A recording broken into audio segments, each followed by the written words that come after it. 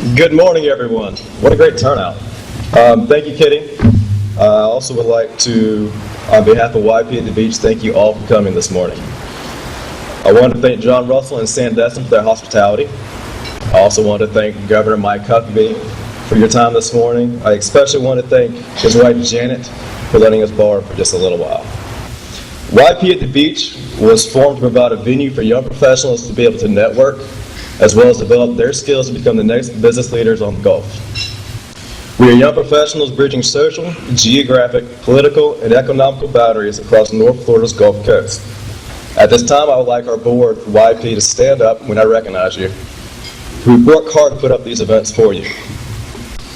Corey Fawcett with Merrill Lynch. We got Lauren Magley with Destin Charity Wine Auction. Daniel Frankfurt with Frankfurt Law. Sarah Braswell with Sandestin Golf and Beach Resort.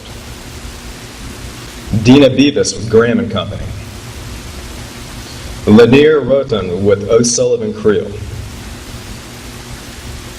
Michelle Lacewell with Resort Collection. We have Richard Lamar with Southern Resorts. A special appreciation to Ms. Wendy Radke, who keeps us together kind of like the glue for the YP at the Beach. And I am Jamie McIntosh from Whitney National Bank. How about a round of applause for your board?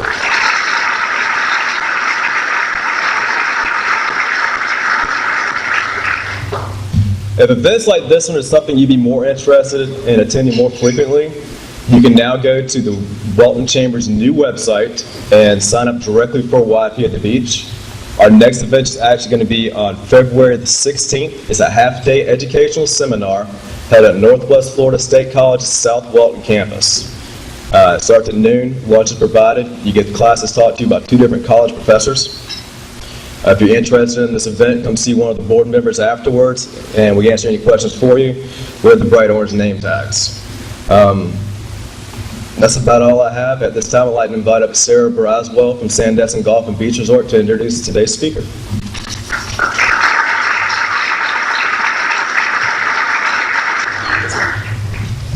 Well, good morning, everyone. My name is Sarah Braswell, and I not only am here this morning to represent Sandestin Golf and Beach Resort, but also the young professionals at the beach. And we're so excited to introduce to you today our guest, Governor Mike Huckabee. Governor Huckabee is a national figure known for his leadership and political common sense. We all know Mike Huckabee as the former governor of Arkansas and also for his presidential election campaign in 2008. He's also the current host of the #1 rated weekend talk show, Huckabee, on the Fox News channel, and he also hosts the Huckabee Report, a nationally syndicated radio show that airs 3 days a week. Aside from being a known author of several best-selling books, including his new book coming out this February entitled A Simple Government, Governor Huckabee is a husband, a father, an ordained minister, and a public speaker, among many other things. He also enjoys hunting, fishing, and running. And then I have to share with everyone my favorite tidbit about him, which is that he's an avid musician and a bass player in a rock and roll band called the Capitol Offense. Now, what strikes most people right off the bat with Governor Huckabee is his leadership capabilities and, of course, his accomplishments. But you can't skip past his most striking characteristic, which is his sincere demeanor towards everyone he meets. We're so delighted to have Governor Huckabee as a member in our community, and we're very appreciative of his time today. So without further ado, please join us in welcoming Governor Mike Huckabee.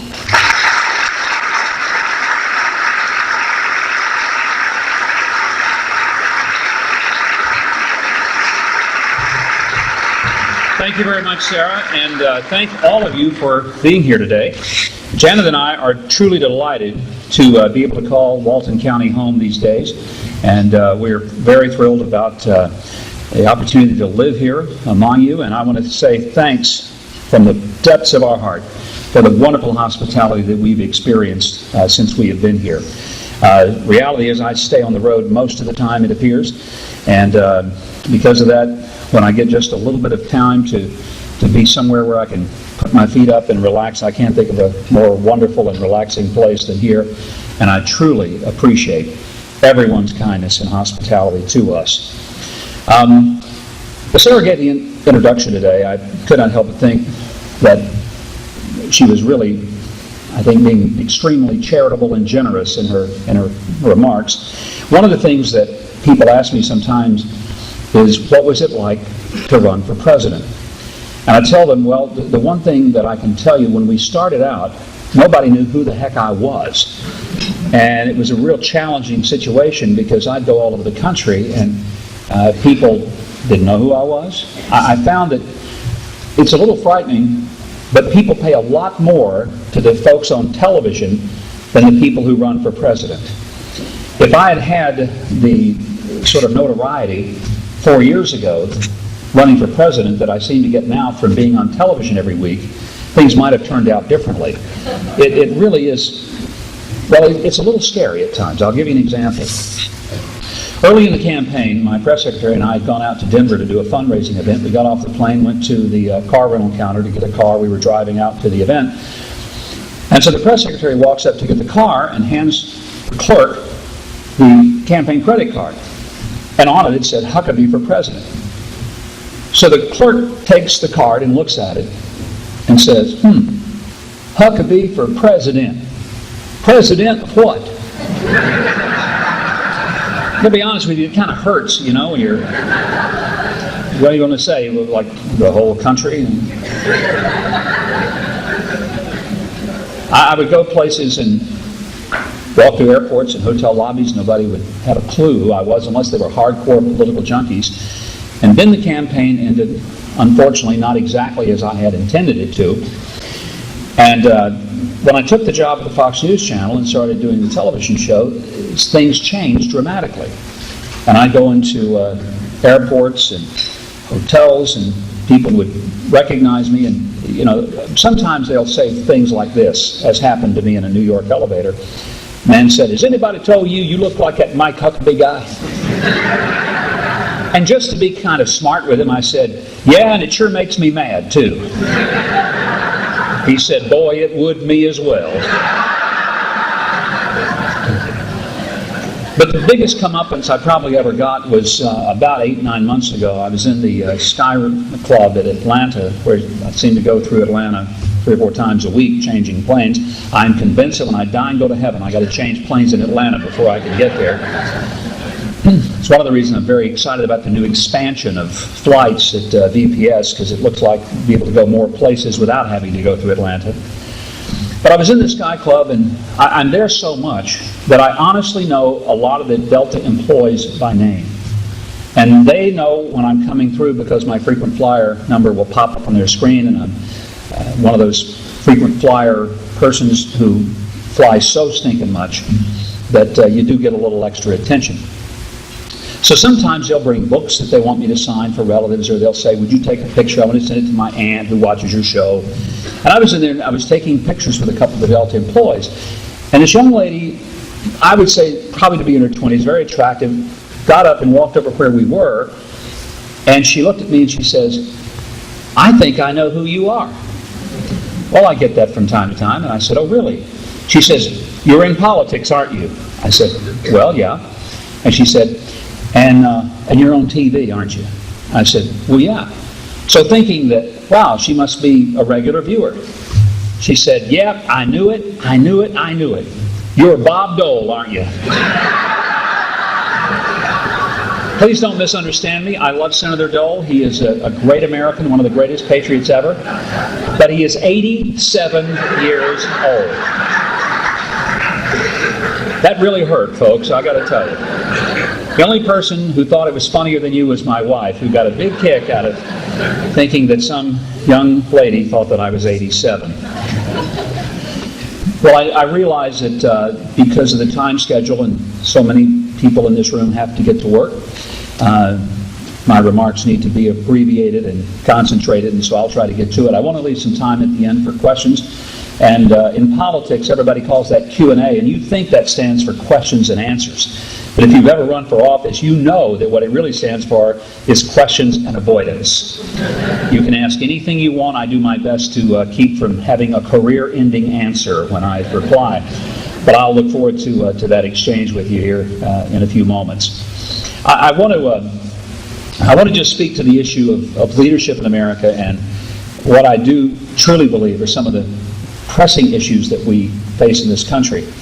And I'll categorize them in four specific things that I believe as a nation we've got to take very seriously. I don't meet anybody, I don't care whether they're Democrat or Republican or somewhere in between, who believes that America is absolutely 100% on the right track.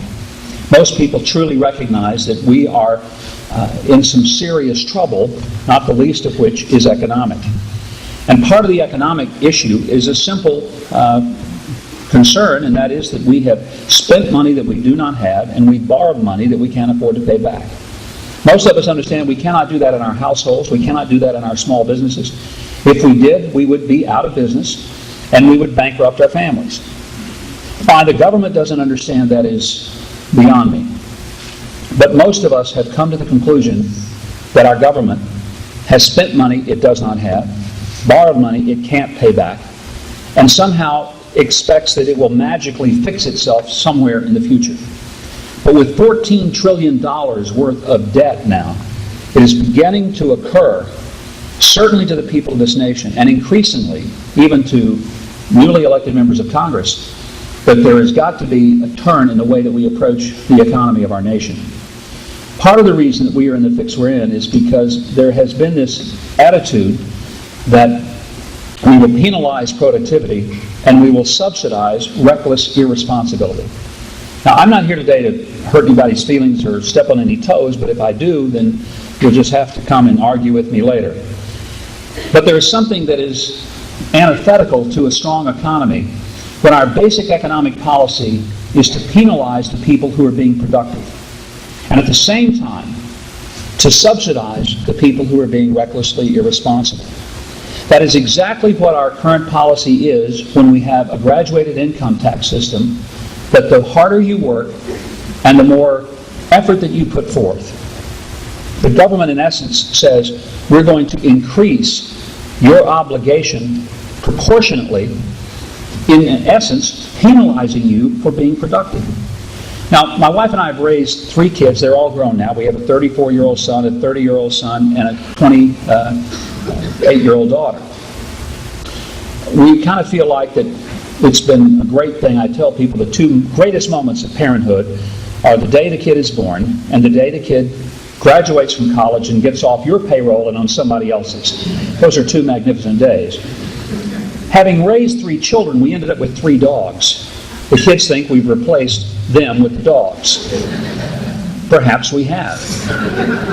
They also complain that we treat the dogs better than we ever treated them. We remark, quite honestly and accurately, that that's because the dogs behave better than they ever did. But having said that, I want you to understand that I learned something from raising kids and training dogs. And here's what I learned. If there is a behavior that you want more of, you reward it. And if there is a behavior that you want less of, you consequence or penalize it. So if you are looking for a certain result, you increase the rewards for the behavior that leads to it. Makes sense to most all of us here, especially those of you who have raised kids or trained dogs. Now, think about a government that essentially says the harder you work and the things that you do that will actually stimulate the economy, we're going to punish you for those things. For example, 3 things. Everything else in all of state government was in the final 90%. I've not studied the Florida budget enough to know where you are, but I'm guessing it's between 80 and 90% of your state's budget is in those 3 things. First thing states have to do is cut spending. Now, the reality is you can cut spending up to a point, but you can't cut enough spending and still maintain the challenges of those 3 things. So we've got to do some reform in those 3 things. Education's got to be more efficient, not just simply take the same amount of money and keep spending it. You can't necessarily make major cuts without affecting it, but there's got to be tough decisions on making sure that if there's not efficiency, that you root it out. So it's not always that more money in education is better. Sometimes it's the way the money is spent, and spending it responsibly, wisely, and holding people accountable, as I mentioned before. As it relates to Medicaid, the states have to be given more flexibility from the federal government. One of my major concerns about Obamacare, and the reasons for my strong opposition, was because I saw what it was going to do to the states, There was a false manipulation of the first couple of years in which the feds picked up all the costs of the Medicaid expansion, but then the burden falls totally on the states, and there's not a state in America who can cover the cost of that and sustain it. None. Zero. And the feds have been very particular about maintaining a rigid control over how the states operate their Medicaid program, when in fact what they need to be doing is allowing flexibility and innovation at the state level to meet the needs of those citizens. And then the third area, where it comes to the prisons, the problem is that we have people that need to be in prison, but my prison director used to say, and I think he's right, that we lock up a whole lot of people that we're mad at rather than the ones that we're really afraid of. We need to have community-based corrections, which cost about $4.35 a day versus an incarceration, which in most states is upwards of $50, $60 a day. In every state in the country, we spend more money to put a person in prison for 1 year than we do to send that person to a state university for the same year, paying full tuition, room and board, and buying their books and giving them spending money. It is an extraordinarily costly thing. We do need to lock people up that are dangerous. We do need to lock people up who are a threat to us. But what we really have is not a crime problem. We have a drug and alcohol problem. Again, I don't know the rates in Florida, but in Arkansas, 88% of the inmates in our system, 88%, were there for a drug or alcohol-related crime. We didn't have a crime problem, we had a drug and alcohol problem. Now, by that I mean the people were either drunk or high when they committed the crime, or they committed the crime to get drunk or high. And if you don't address those fundamental underlying causes, we cannot incarcerate ourselves out of the drug and alcohol problem. That's what has to be addressed. And part of it is not always putting a person in prison for a non-violent crime, but perhaps getting them in some type of endeavor in which we address the real problem, which is drugs and alcohol in that person. I can talk more, but I know our time's gone. I'll take one final question, then I'll... My husband's sitting over there. After 34 years of marriage, we're still working on communication. We didn't even know each other was coming today. He's over there. I've got, Sounds like my family. Anyway, we've been in Okaloosa County for about 30 years, 25 years, raised 4 kids, 3 graduated from college. I'm speaking about music today. I'm speaking about my heart. My oldest son is 29, is a worship leader in church right here in Gilby. So, our daughter just returned from Allstate. She's the best clarinet player in the state of Florida. Wonderful. Our sons, have been in music, and it's very fortunate. And yes, I'm stating with you what's going on in our life, but at the same time, our music has been cut from the elementary school that my children were raised at. In this area, I know you're going to be proud to know that Okaloosa County, and I'm sure I'm not talking about Walton, we have the strongest music programs in the state of Florida. But what do? I just learned, and even though I was done at Allstate Camp this week, I'm learning that funding is being cut right and left for our band program. So where do I begin? I'm raised right grandchildren, So where do I begin? Do I go to my superintendent? Where do I begin? And it breaks my heart that our funding is being cut for music. Well, the good news is that the more armed you are with facts, the stronger your case is. And I would present it to the school board first and foremost, because they have to make tough decisions, and I respect that they make them. Often they make decisions thinking that we have to cut the music budget, not understanding how important it is. There are a number of academic studies that show that a student who is involved in music will do significantly better on his SAT scores in math and science, and will do better in the study of language, has better cognitive learning skills, better retention. And it makes sense, because if a student learns music, they actually learn how to learn. And the disciplines of learning music can be applied and are applied to all of the disciplines of study. So if you want to improve math scores, which we do, get the kids in music as early as possible, because their math scores will improve. We have that empirical evidence to prove that. We also know that it will keep a lot of kids from dropping out. Many people don't know that 1 in 3 kids in America drop out of school. 1 in 3. And those kids aren't dropping out because they're dumb. They're dropping out because they're bored. Nothing has been offered that touches them, that inspires and challenges and makes them want to be in school every day. And that's because our curriculum is developed for the left brain dominant student. Third thing is that a lot of the administrative decisions, and again, I'm not trying to be unkind, but I did oversee a state for 2.5 years, and 70% of the budget was education, so I feel like I got indoctrinated into it a little bit. and I was chairman of the Education Commission of the States for 2 years, and in the process of that, I realized that a lot of the administrators, again, no fault of theirs, but many of them come out of athletics, not the arts programs. And so many of them understand the value and the importance of teamwork and all of those things from athletics. They do not understand that that same teamwork is very much a part of a theater program or a band program, and that all the attributes that we find so attractive about athletics, and I'm not suggesting you cut athletics, but that those are also attributes that are very important for the students who may be students in music or the arts.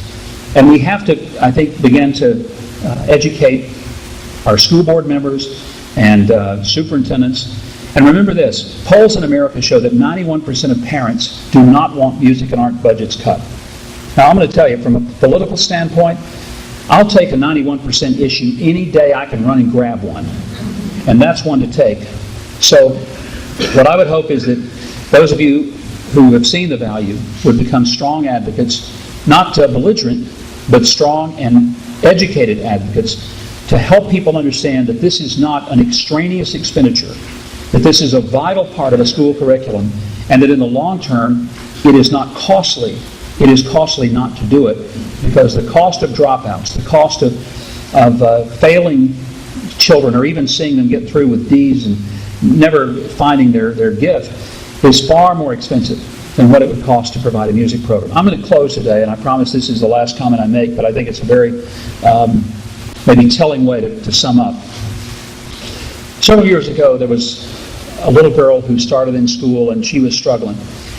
And she just wasn't able to pay attention.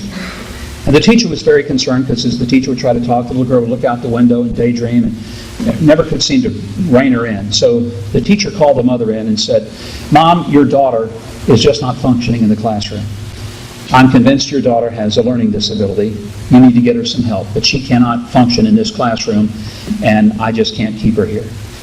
As you can imagine, the mother was devastated, as any mother would be. No one wants their child to be the different one. So the mother made an appointment with a counselor and took the child in to see the counselor, and the two of them sat down, and the mother described the problem as had been presented by the teacher. The little girl's face just fell, as you could tell she was so sorry and hurt that she couldn't be like those other kids in the classroom. But she was who she was. The counselor listened very patiently and said, "Mom, that's an interesting thing. Let's step outside a minute. I want to visit with you." So the counselor took the mom, and they stepped outside.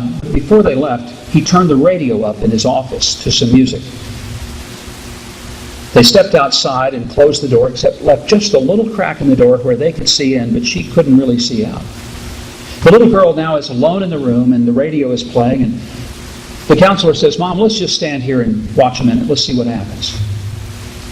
They stood there, and in a moment or so, the little girl began to come alive in that room by herself. She began to sway as she sat there on the couch, and the music was playing, and she began to move in harmony with the music, and then she stood, and she began to move about the room, just lost in the moment, oblivious to anything but the music that was playing, both in the room and in her own head. As the counselor and the mother were hearing in, the counselor turned to the mother and said, "Mom,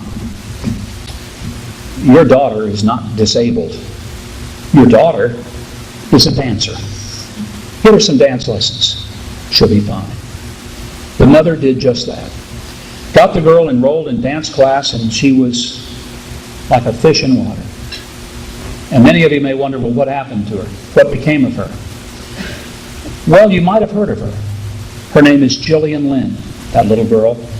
She grew up to be not just a dancer. And if that name doesn't ring a bell, let me help you.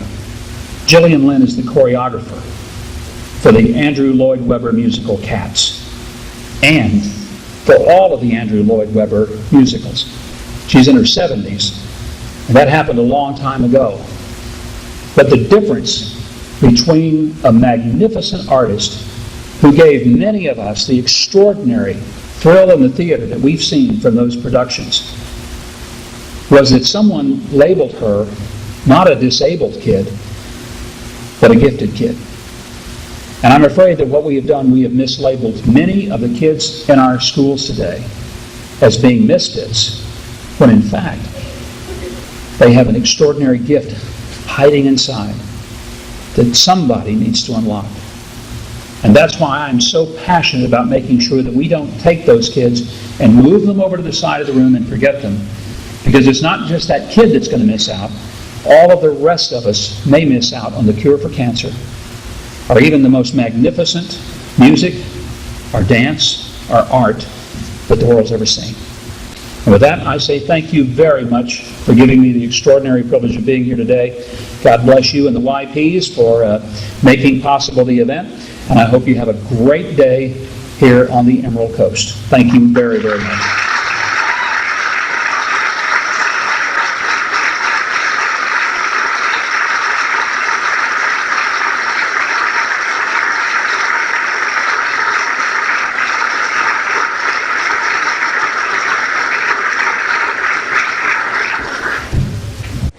I'm here in Walton County from the Walton Area Chamber of Commerce with Governor Mike Huckabee. Mike, these guys are so impressed to hear what we consider still a true hero in the area. Somebody you're very kind. who's got a great heart and a great attitude and a positive message. We appreciate you for spending time with us today. Well, thank you. It's been such a pleasure. We love Walton County, and the people are just terrific, and it is the most beautiful place, best kept secret in America. So come and visit us and join us. Thank you, guys.